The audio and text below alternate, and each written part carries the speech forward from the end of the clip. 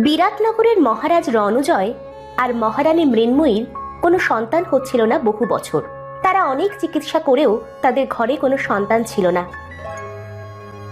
একদিন গুরুদেব এলেন রাজসভায়। প্রণাম মহারাজ রণজয়। প্রণাম প্রণাম গুরুদেব, আমার রাজ্যে আপনাকে স্বাগতম। মহারাজ, আমি এই রাজসভায় নয়, আপনার আর মহারানীর সাথে একান্তে কিছু কথা বলতে চাই। আপনার যা ইচ্ছা তাই হবে গুরুদেব। মহারাজ এবং রানীমার সাথে গুরুদেব এলেন।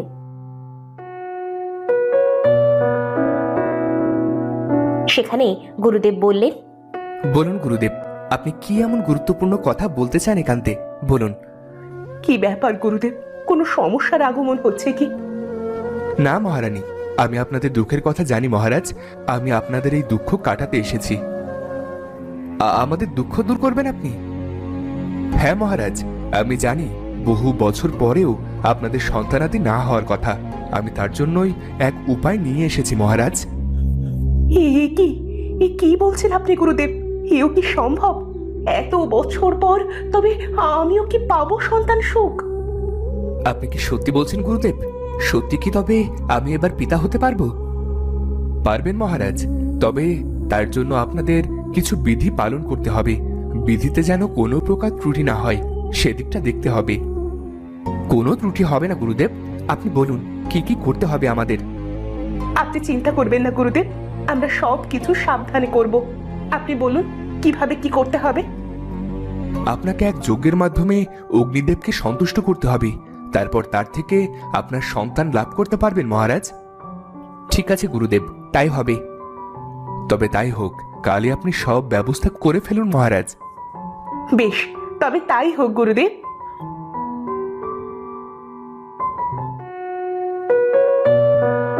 মহারাজ আর মহারানীকে নিয়ে পরদিন সকালে গুরুদেব এক অগ্নিযজ্ঞে বসলেন। কিন্তু যজ্ঞ করতে গিয়ে এক দুর্ঘটনার মুখে পড়ে তারা। হঠাৎ করে ঘটের জল ভুল করে সেই অগ্নিযজ্ঞে উল্টে পড়ে সব আগুন নিভে যায়।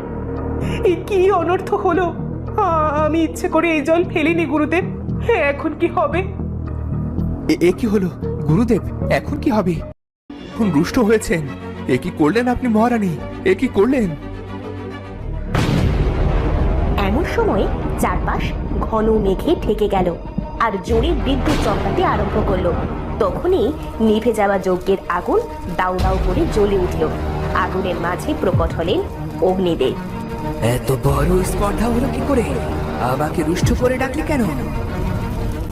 ক্ষমা করবেন অগ্নিদেব, আমার স্ত্রী ইচ্ছে করে আপনাকে রুষ্ট করেনি। ভুলবশত ওর হাত থেকে জলের ঘট যজ্ঞের আগুনে পড়ে যায়। ক্ষমা করবেন অগ্নিদেব, বহু বছর সন্তান পাওয়ার ইচ্ছে থাকা সত্ত্বেও কোনো সন্তান নেই আমার। আপনাকে সন্তুষ্ট করতেই আমরা আহ্বান করতে চেয়েছি প্রভু। ভুল যখন করেছিস, শাস্তি তোদের পেতেই হবে। আজ থেকে 1 বছর পর তোর যমজ 2 সন্তান হবে, আর সেই সন্তানই হবে তোর রাজ্যের ধ্বংসের কারণ। না না প্রভু, এমন অভিশাপ দেবেন না আমাদের।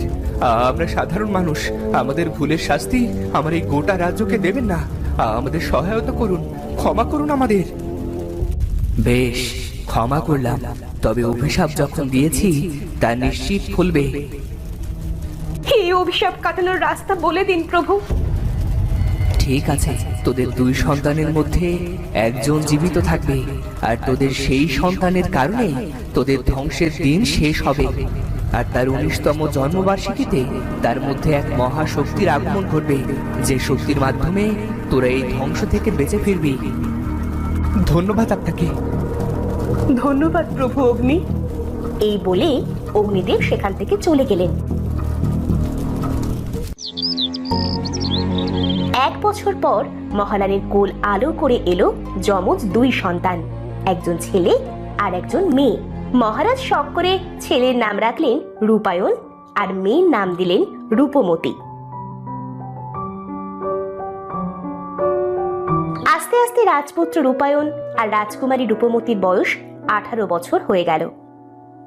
ততদিনে মহারাজ সহ সবাই অগ্নিদেবের অভিশাপ প্রায় ভুলেই গেল। একদিন রাজসভায়, মন্ত্রী, সারা রাজ্যে ঠেরা পেটিয়ে দাও। আজ আমার পুত্র আর কন্যা 18 বছরে পা দিল। সারা রাজ্যের সকলের জন্য মহাভোজের আয়োজন করো মন্ত্রী। ঠিক আছে মহারাজ। রূপায়ণ আর রূপমতির 18 বছর হওয়ার দিন ওরা বাগানে বসে দাবা খেলছিল। রূপমতি, তুই তো খুব ভালো খেলা শিখে গেছিস রে। মহারাজ রণজয়ের কন্যা আমি, এই সামান্য দাবা খেলায় পারদর্শী না হই তাহলে চলবে কিভাবে বল? তা যা বলেছিস, তবে আজ আর খেলায় মন বসছে না রে। কেন রে, তোর আবার কি হলো? দাবা খেলাটা কেমন যেন বিরক্তিকর লাগছে। চল না, আমরা একটু বাইরে ঘুরে আসি। কোথায় যাবে শুনি? শুনেছি পূর্ব দিকে জঙ্গলে মায়া হরিণ আছে। চল না, আমরা ঘুরতে যাই সেখানে। যাবি বলছিস? ঠিক আছে, চল তবে। রূপায়ণ আর রূপমতি বেরিয়ে পড়ল মায়া হরিণের জঙ্গলে। তবে যাওয়ার সময় কোনো রক্ষীকে নিল না। জঙ্গলের ভিতর ঢুকেই ওরা অবাক হয়ে যায়, কারণ ওরা এত সুন্দর জঙ্গলে এর আগে কখনো আসেনি, শুধু নাম শুনেছিল। এমন সময় ওরা একটা বিশাল গাছ দেখলো। ওই যে রূপমতি, ওই যে দেখ, ওই গাছটা। হ্যাঁ রে, গাছটায় এমন কালো সুতো বাঁধা কেন? দেখ দেখ, সম্পূর্ণ গাছটার প্রতিটা ডাল শাখা জুড়েই এই কালো সুতো বাঁধা, আর একটা করে ছোট চিরকুট বাঁধা। তার সাথে মনে হচ্ছে, আমি একটা খুলে দেখি তো কি লেখা আছে। না না ভাই, তুই এই কাজ করিস না। কি জানি কি আবার হয়ে যায়, বলা তো যায় না। আমি রাজকুমার রূপায়ণ আর ভবিষ্যতের যুবরাজ। আমি যদি এই সামান্য কাজে ভয় পাই, তবে আমি ভবিষ্যতে রাজ্য চালাবো কি করে? সে ঠিক আছে, তবে বলা যায় না এই সুতো খুললে যদি ভয়ানক কিছু হয়। ভাই, তুই এই কাজ করিস না ভাই। বাবাকে এই বিষয়ে জানাই চল, তিনি যা বলবেন তাই করব।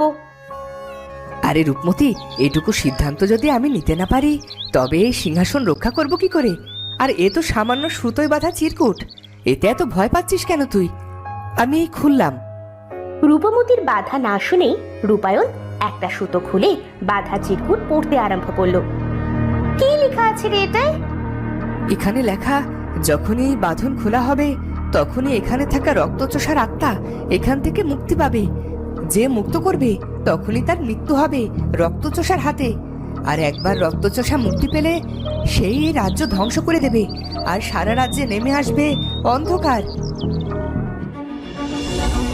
রাজপুত্রের চিরকুট পড়া শেষ হওয়ার সাথে সাথে সেই চিরকুট থেকে এক কালো ভয়ানক ধোঁয়া বেরিয়ে এলো, আর চারদিক থেকে বিকট হাসির শব্দ শোনা গেল।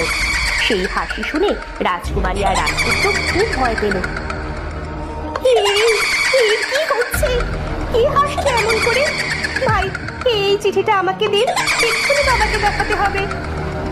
হ্যাঁ, এই নে কাগজটা। ভাই, জলদি চল বাবার কাছে।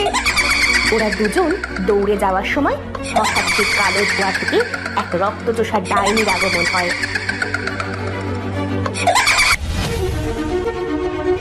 সে সাথে সাথে রাজকুমারের গলায় কামড় দিয়ে সব রক্ত চুষে নিয়ে সেখান থেকে উড়ে চলে যায়।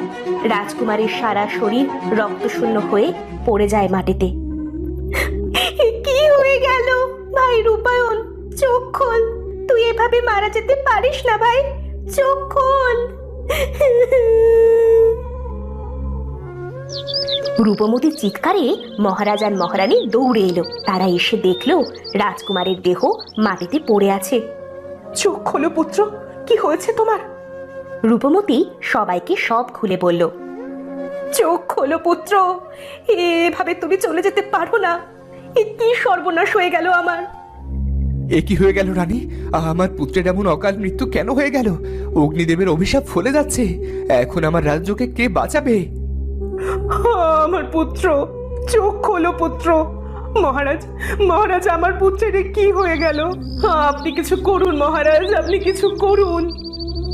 অগ্নিদেবের অভিশাপ ফলে গেছে রানী, এখন আমার রাজ্যের ধ্বংস হওয়ার পালা। না মহারাজ, এটা হতে পারে না। আমাদের এত সুখের রাজ্য ধ্বংস হয়ে যেতে পারে না। কিছু করুন মহারাজ। এমন সময় মন্ত্রীর আগমন হলো। সর্বনাশ হয়ে গেছে মহারাজ। কি হয়েছে মন্ত্রী? কোন এক রক্তচোষা ডাইনি গ্রামের সকলকে মারা আরম্ভ করেছে মহারাজ। হে বিধাতা, কি হবে এখন? মন্ত্রী, এখনই গুরুদেবকে খবর দাও, তাকে সব খুলে বলো আর নিয়ে এসো। ঠিক আছে মহারাজ। মহারাজের আদেশ অনুযায়ী মন্ত্রী গেল সেই গুরুদেবের কাছে।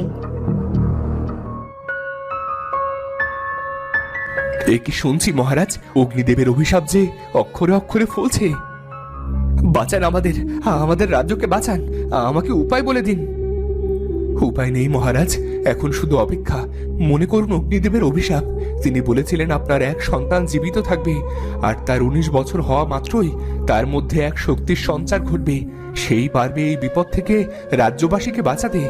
আর আপনার জীবিত সন্তান মানে রাজকুমারী রূপমতী। তার 19 বছর হওয়া পর্যন্ত অপেক্ষা করুন মহারাজ। কিন্তু গুরুদেব, ততদিনে কি হবে সকলের? যেভাবে রক্তচোষা ডাইনি সবার রক্ত চুষে শরীর রক্ত শূন্য করে মেরে ফেলছে, তাকে কি এই 1 বছরে কিভাবে দমিয়ে রাখা যাবে? এক উপায় আছে মহারাজ। এই নিন এক মায়া আয়না। এক সময় এই ডাইনিকে আমি বন্দি করেছিলাম এই আয়নাতে, কিন্তু একদিন ও ছাড়া পেয়ে যায় এখান থেকে। কিন্তু পরে ওকে এই জঙ্গলের গাছে আটকে রাখা হয়েছিল। আমার বয়স হয়েছে, এখন ওর সাথে লড়াই করার শক্তি আমার নেই। তোমাকে এবার এই আয়নায় আবার ওই ডাইনিকে বন্দি করতে হবে, আর ততদিন ওই ডাইনিকে বন্দি করে রাখতে হবে যতদিন না 1 বছর পার হয়। কিন্তু যেদিন রাজকুমারীর 19 বছর হবে, তখনই ওই আয়না ভেঙে সেই ডাইনি বেরিয়ে যাবে। সেদিন লড়াই করে রাজকুমারীকেই শেষ করতে হবে, সেই ডাইনিকে। এ কি বলছেন আপনি গুরুদেব? আমি সামান্য মানুষ, আমি কিভাবে সেই শক্তিশালী দুষ্টু ডাইনিকে হত্যা করব? এটাই নিয়তি রাজকুমারী রূপমতী, এটাই লেখা আছে ভাগ্যে। সময় মতো তুমি সব বুঝবে। আপাতত সেই রক্তচোষা ডাইনির সামনে এই মায়া আয়না ধরো। যদি সে এই আয়নায় নিজের মুখ দেখে, তাহলে সে এই আয়নায় বন্দী হয়ে যাবে। ঠিক আছে গুরুদেব, আপনি যা বলবেন তাই হবে। মা রূপমতী, তুই আমাদের বাঁচার একমাত্র পথ মা। বেশ বাবা, যদি সকলের ভালোর জন্য আমাকে এই ডাইনির সাথে যুদ্ধ করতে হয়, তবে আমি তাই করব।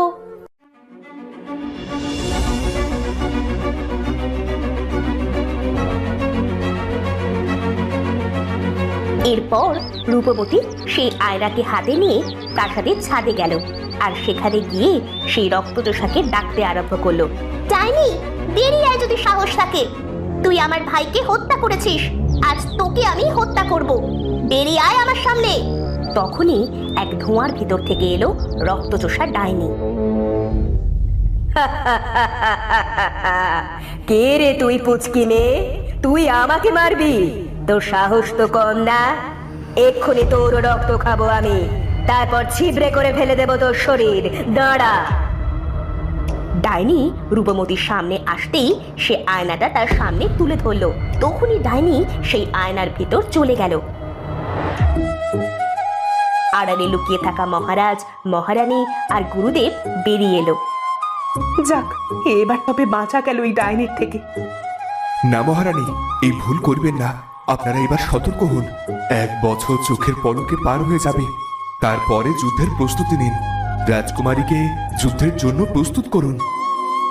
ঠিক আছে গুরুদেব, যেভাবে বলবেন তাই হবে।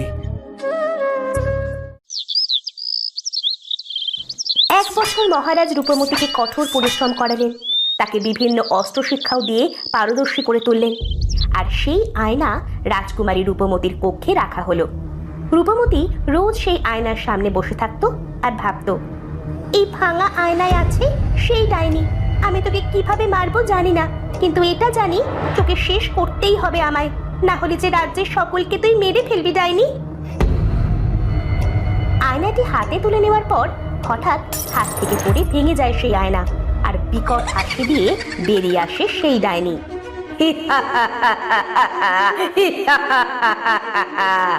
এবার তোকে কে বাঁচাবে আমার হাত থেকে রূপমতী? কিন্তু তোকে মারার আগে আমি সকলকে মেরে ফেলবো। এই বলে ডাইনি সেখান থেকে বেরিয়ে যায়।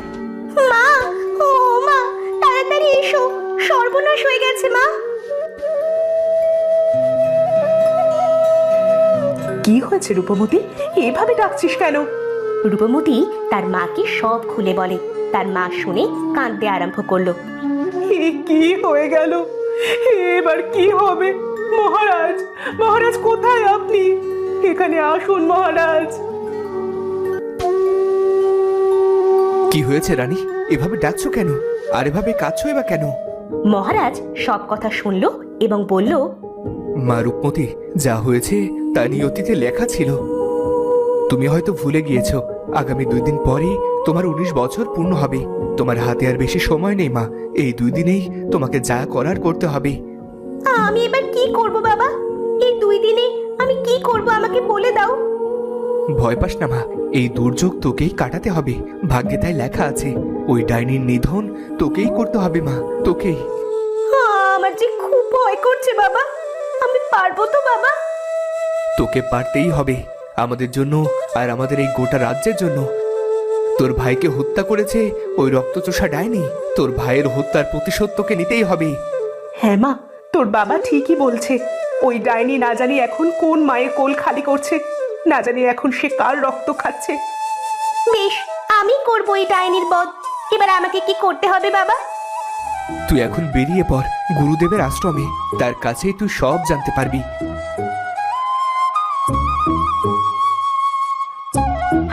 হাতে তরোয়াল নিয়ে ঘোড়ার পিঠে রূপমতি বেরিয়ে পড়ে গুরুদেবের আশ্রমের উদ্দেশ্যে।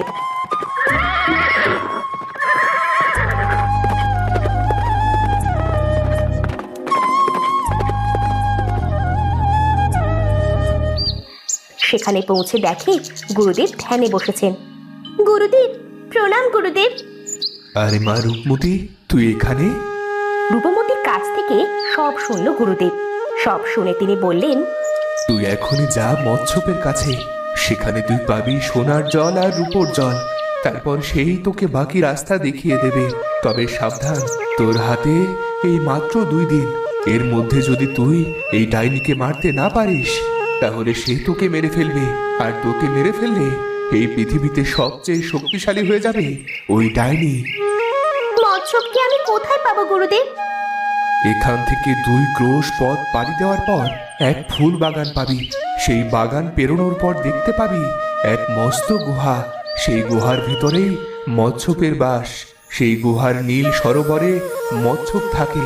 সেখানে গিয়ে তাকে ডেকে বলবি, আমি বিরাটনগরের রাজকন্যা। গুরুদেব আমাকে সোনার আর রূপোর জল নিতে পাঠিয়েছে ডাইনিকে মারার জন্য। সেই তোমাকে সোনার জল আর রূপোর জল দেবে। ঠিক আছে, এবার আমাকে আশীর্বাদ করুন গুরুদেব। সফল হ মা, সফল হ। রূপমতি সেখান থেকে বেরিয়ে গেল মৎস্যপের কাছে।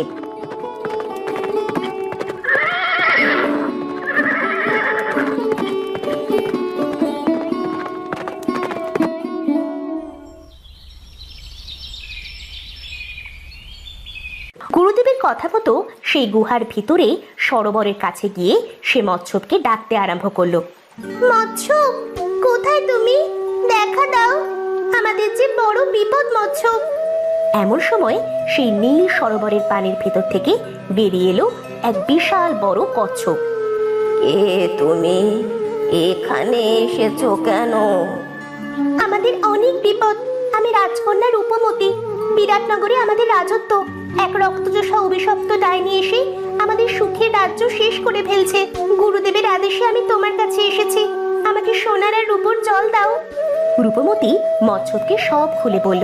এরপর মৎস্য বলল, বেশ, আমি তোমাকে সোনার রূপোর জল দিচ্ছি। এই নাও সোনার জল, আর এই নাও রূপোর জল। এটা তুমি সেই মায়া আয়নায় ছিটিয়ে দেবে। তারপর সেখান থেকে তুমি মহাশক্তি পাবে।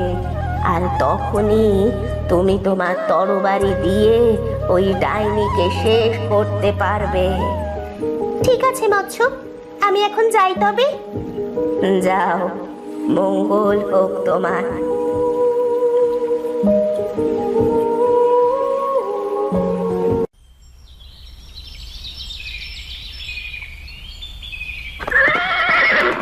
মৎস্যের কাছ থেকে সোনার বাটিতে সোনার জল আর রূপার বাটিতে রূপার জল নিয়ে রাজকুমারী ফিরে যায় গুরুদেবের কাছে।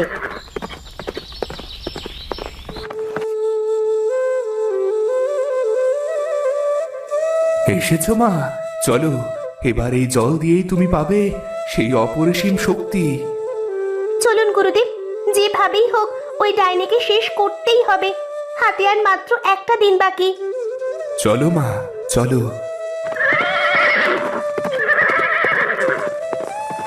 গুরুদেব আর রাজকুমারী রূপমতি তাদের প্রাসাদে ফিরে গেল।